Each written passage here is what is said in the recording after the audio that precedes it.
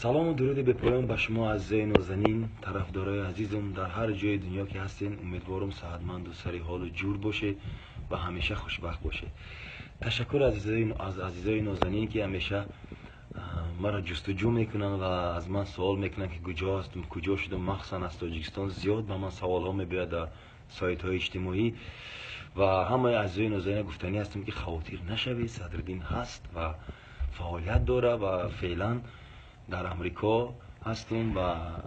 از قفای کارهای ایجادی و چند آهنگای تازه و جدید در دست دارم که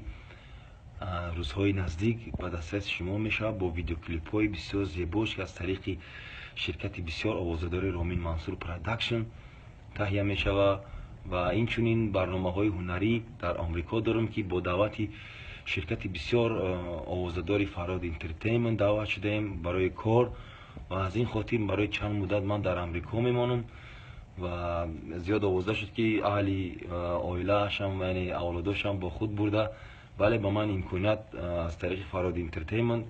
فراهم آورده شد که من اهل عائله خود رو، اولادای خود رو با خود بیارم اینجا و در کنار من باشن، چون که من تا یک 6 ماه اخیر زیاد در سفرهای هنری بودم و از آنها دور بودم و این فرصت برای ما خوشبختانه فراهم شد که با اهل عائله در امریکا بیایم و من اینجا یک چند آهنگ و سر و صورت‌های خود رو ثبت نماییم و توری آمریکا رو در پیش داریم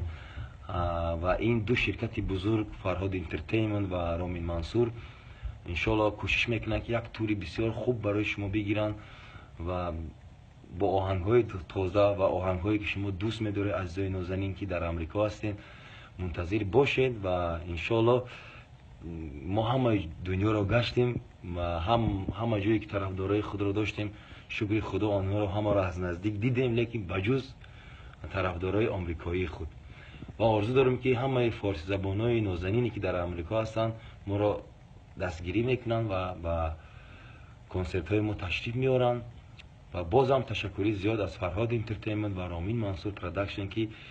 این شرایط ها رو برای من فراهم میارن که من در خدمت شما در هر کجای دنیا باشم و خیلی که میگوین